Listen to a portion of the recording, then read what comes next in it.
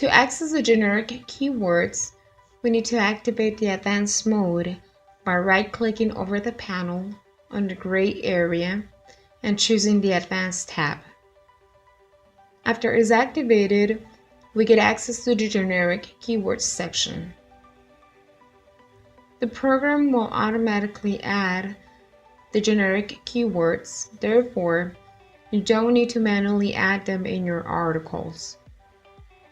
However, you can add or change words in this area and even add words in your own language or one of your preference. In this area, you can also modify the generic keywords percentage, although I recommend no less than 50%.